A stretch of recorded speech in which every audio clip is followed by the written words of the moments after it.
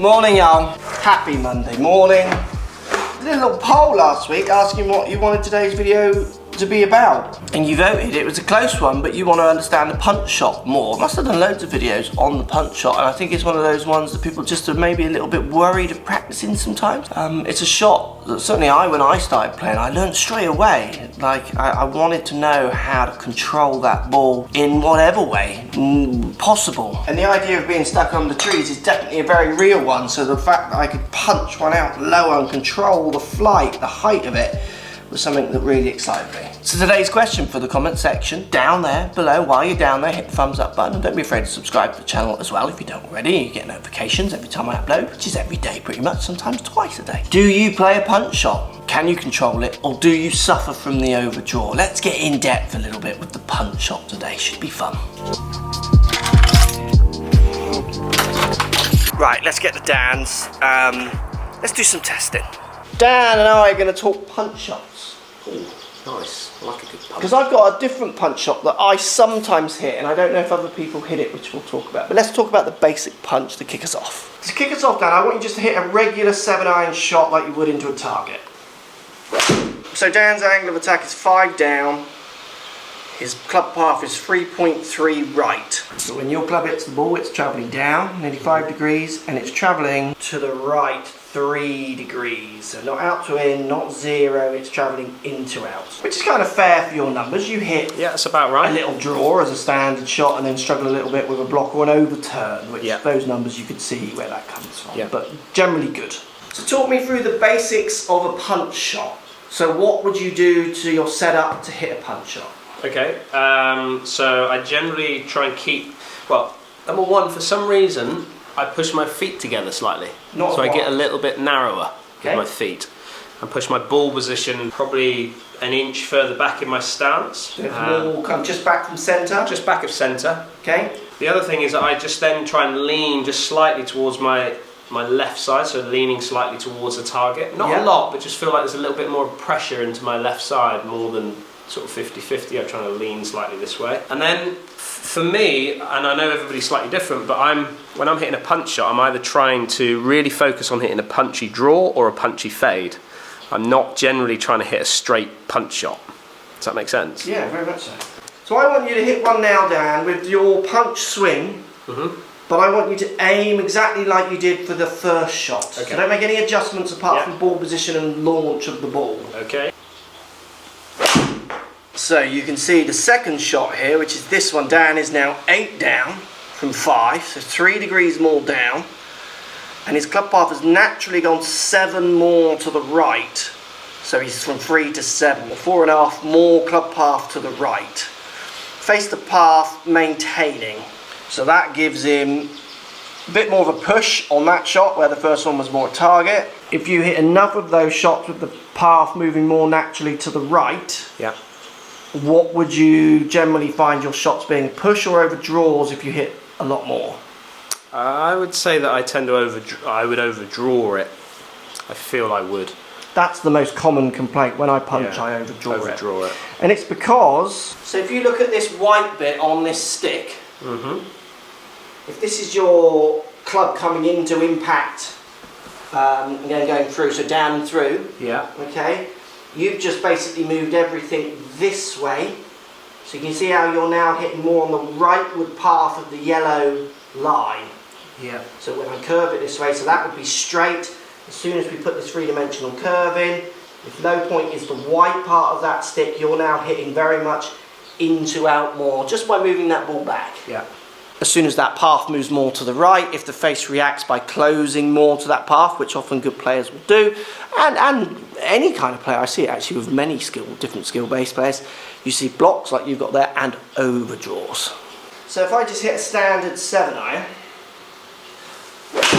trying to hit target, normal launches, those kind of things. So I'm 4.5 down, or 4.7, you're 5.2, so we're about the same on ordinary shots. My club path on that one was 2 right, to your 3 right, similar. Face the path, slightly open to path. I would normally have this closer to 0 as I hit more shots. So punch shot for me, very much like you. I'm going to aim straight. We're going to talk about aim in a second, but I would put the ball close to my back foot. I would vary that on how high or low I want it to go. So there's going to be, once you can play a punch shot, I'm going to have different levels of punch shot, because basically I'm just trying to control dynamic loft. The further back I go, the more the handle leans forward, the more I'm going to try and take that loft off the club. So handle up towards left leg, ball close to right leg, weight forward like you. When I swing, I'll feel like the weight forward. Do you know why you have your feet closer together? No.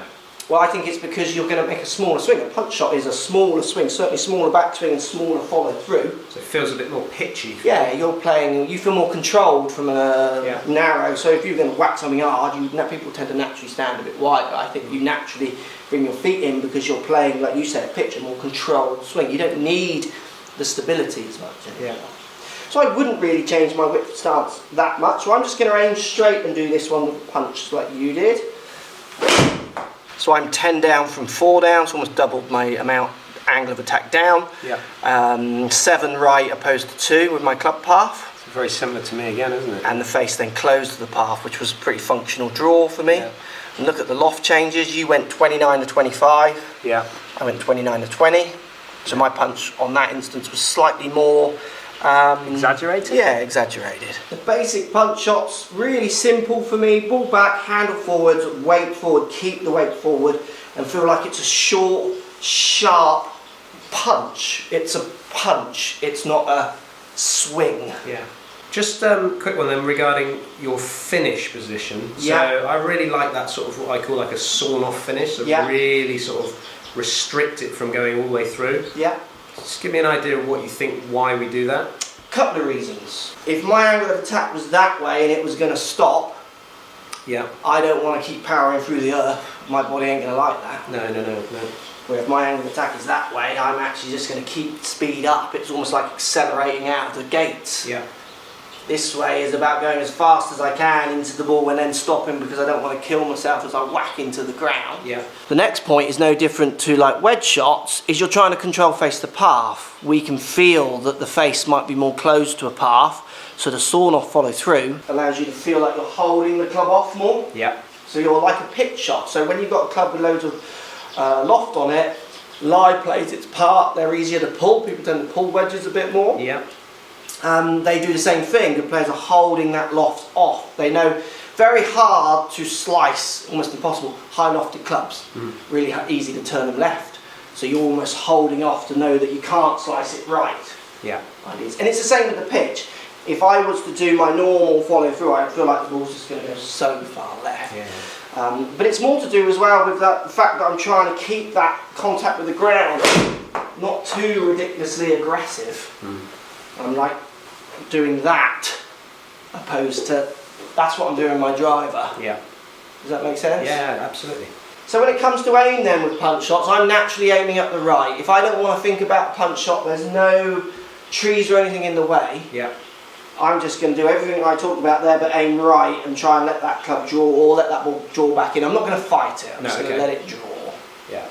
But sometimes so let's say I've hit a punch shot and I've overdrawn it and I feel like I haven't got control of it. I'll do the one where I aim left and feel like I'm swinging left while down, and that actually for me generally keeps it quite straight, maybe a little cut over quite straight. Yeah. So I will fight that tendency for the path to want to go to the right. Sometimes I'll fight it and sometimes I'll play with it. Sometimes I have to fight it because I can't start it up the right. Yeah. Going under trees, or there's, you know, you get shots into holes in the middle of the fairway, but you can't start down the right because it's a funnel. Or there's a bunker there and you just don't want to interact with it. You're going to punch it more at the left and in. Yeah. Is that a shot you would play? Absolutely, it's a shot I play a lot, especially when I get into wind and wind off the right hand side. So you feel like the overdraws I don't want it to start riding on the wind too much, so I will then try and really hold it up against the wind, and that's where I play a similar shot to you. It'd be interesting to see the numbers. I've never really hit shots and seen the numbers and what it does, you know? Yeah. So this is what you would call your straighter punch shot, or cutting? I'm just trying to hold it against the wind more than anything. So you're doing everything the same but aiming left? Yeah, so everything's going left. You can see my feet and my shoulders are generally going to aim slightly left. And that feels like your path's going to go left? Correct, yeah. But then I just hold the face, still handle forward. Yeah. I'm still there, and I just hold that face, so I really hold on to that face. I'm not going to let that go at all. Okay, I'm just going to say something, but I don't want you to hear. Hang on. So he says his path's going to go left. He's not listening. he was, what was he, 8 to the right with his punch shot. I think this will make his path go straight. It'll be interesting. I don't know. Like he says, I've never measured him do this. It shows you as well the fact that he's not measured himself do this. Makes you see how much he's playing with feel, and then also for him as a coach, he needs to be measuring stuff like this. This makes you a better coach, understanding how you do it, measure other students, what it means for them. I've said my piece now, Dan. I can only apologise. I thought you were just going to go and have a word with yourself. Yeah. Show me the straight cutty punch that you're talking about, holding it up. So path 0.5 left, 0, so definitely, I mean it's under a degree, so it's straight. Face the path 7 open. So that's not his best one. You see he's just cut it out to the right. I would say that one, if you had £1 million and you had a punch shot onto a green, you would just stand there and hit the jewellery one. I'm sure you wouldn't hit that one, or would you? Well, I've never been in a position with £1 million. Yeah, but which one would you go to as a safe player? Yeah, my safe player is going to probably be just the turning in one. Just let naturally happen. Aim right, like you talked about. Just aim slightly right and just let it go. But so what I said out there is that your path won't be left. When you did your diagnostics, you were doing your coaching bit, you said aim left, path will go left, or I said will your path go left? I think you said yeah, I'll get my path to go left. No way, because baseline always is going to win. Unless you're super good at fighting, an 8-degree baseline, to get that out to in might take more than just a little fortune. You're coming, do you see what I mean? Yeah, absolutely, I do, yeah. And this is an important point for everyone watching this video. So, like, I'm not having a dig at Dan here. I like the fact that we're doing this, because it's things like this that make you a better coach. It makes you learn more. That's TV commentary right there. What you did. Yeah. It's crap YouTube. Give them a tip and let them get on. And also, what annoys me is that the audience will lap it up because they won't. They'll just go, oh yeah, so I aim left, swing left. You were talking completely in feel there, which is fine. But for me, you have to define that that's feel and not real. If you come with a baseline of 8 in to out, ball back, aiming left, feeling like you're swinging left, definitely is going to get you back to near 0, unless you are amazing at switching. 8 degrees. So think about, in this video, all the numbers we're talking about, all the delivery numbers, we're starting from baselines, as you saw. I was only 2 degrees, I think, away from 0. Dan was 3 degrees. I generally am 0 with my club path. My club path is going straight when it hits the ball at target. So I'm not swinging out to in or in to out when I just swing normally, my baseline, what I bring to the table. So you've got to work the information that you take in from any video from your baseline. If you don't know your baseline, find someone who's got machines like Foresight, like GC Quad. It will allow you to see where your baseline is. You can only improve if you know where your baseline is. Otherwise you're watching these videos and you'll just go round and round in ridiculous circles. And unfortunately, lots of people will deliver videos like this is what you have to do. Unfortunately, as much as you want to hear that, you like the, oh good, I now know what I need to do, it doesn't help anyone, and it's clickbait stuff. So I called that out there, that was interesting. So I'm the same as you. If I was going to hit the straighter punch one, but I know my baseline is more right, so I'm going to feel like I'm swinging left, get my path feeling like it's going left, ball back, aim left shoulders and everything like you said. But I know that will generally make it quite straight. Apart from the face, I mean that's quite arrow shot. Yeah. My club path there was still too right. Because I'm moving a baseline, where was my one? 7 right when I went for my punch. Yeah. You see what I mean? So I know to move that. I've taught people for years. It's a big move. It's a massive move, yeah. So for me, punch shots obviously ball back, hand forward, weight left, keep your weight left as you swing. Abbreviated swing, hold off, all those things you've heard a million times and they still apply, they work. But you've got to work your baseline in. So if you're a natural 5 across slicer, your punch shot might not be the overdraw one. If you're a natural drawer of the ball, your punch shot will probably turn into a bigger draw. Use the information that I'm trying to put out in these videos, but apply them to you. This isn't applied to just one person because you're all so individual. Right, we're averaging between 7,800 revs and the lowest one near 6,059. So we're nearly all in the mid 6s. 6-7 is what we're both averaging of all our shots there for spin rate. Yeah. 6,700 revs with a 7-iron. There's another punch shot that I'll play that I never hear anyone talk about. Let me share this one with you. So this is my angle of attack, and that's my dynamic loft. A normal shot, I'm about 4 down, and this gap here creates a certain amount of spin. It's called spin loft with speed and strike. It's an ingredient for what spin you create. Okay. My punch shot, basically all I'm doing is kind of that. Yeah. So they're not getting closer particularly. I mean, I could look at the numbers exactly, but they don't feel like they're particularly getting closer. I'm just moving them down. Yeah. So dynamic loft is now lower, so it launches lower. I'm hitting down more, which helps push it down lower as well with launch. But spin still stays similar to where it is. I mean, it slightly increases from my normal shot because I'm spinning at 6.5. Okay, so as that angle changes, obviously spin changes. So if I bring these two angles together, so angle of attack and loft, spin comes off, so the other punch shot I would play. So ball back in stance, handle forwards. This one tends to not draw as much because I'm not as down at this one. I'm going to try and feel like I'm hitting this one this way, opposed to that way. Okay, so almost like trying to pick it off the top. I'm going to try and go level with the ground. I won't, but the feeling will be that I'm going level with the ground as I hit rather than trying to take that massive chunky divot punchy style. So this one, if I hit this one, watch what happens. Not as plucky as I would want it. So I'm now only 6 down. Yeah. Which is that one, opposed to my original one, which was 10 down. So I've gone less down, which is what I was trying to do. Yeah. I had the face a little bit closed, path bit to the right. Dynamic loft 20, which is still what I was trying to do. Yeah. But because I've brought angle of attack and loft closer now, spin comes down to 5,000. There we go. So when are you using this? If I've got a green that's particularly pitched towards me and I don't want this thing spinning loads, if I've got loads of wind and I just don't want this ball feeling like it's going to rise loads into the wind, I'm going to play this low spinning forward shot, really try and cut through the wind. I don't play it much, but it's in there, and it's certainly in there with wedges.